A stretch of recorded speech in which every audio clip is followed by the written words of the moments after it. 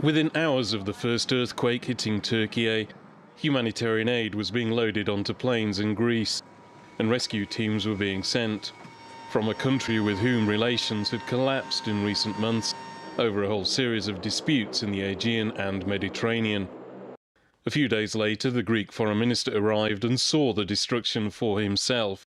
Shown around by his Turkish counterpart, political differences were put aside.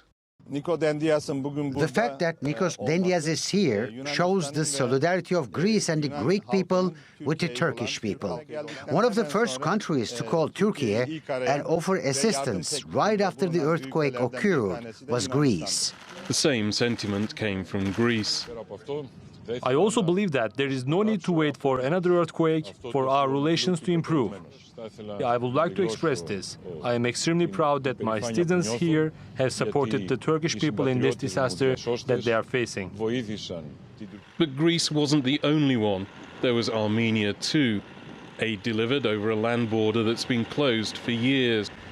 And rescue teams sent from a country that Türkiye, until recently, has largely had no significant diplomatic relations since the 1990s. There are now search and rescue workers from 77 countries in Türkiye. That's a total of 9,401 search and rescue workers, about 25% of the total. And there are still personnel from 7 more countries expected to arrive.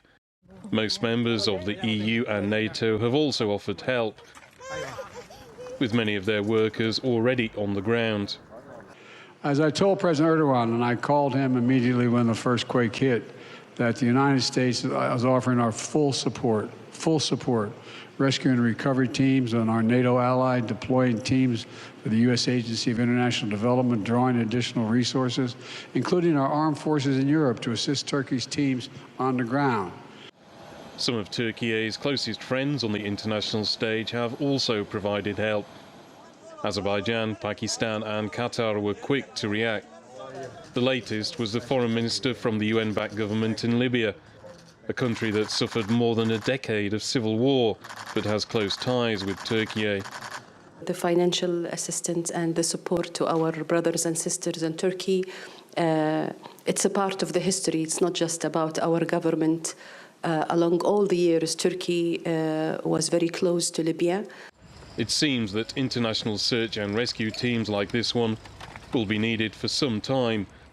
The 2 quakes already look like being the worst disaster past 100 years in Türkiye, and their efforts will be needed to help the recovery.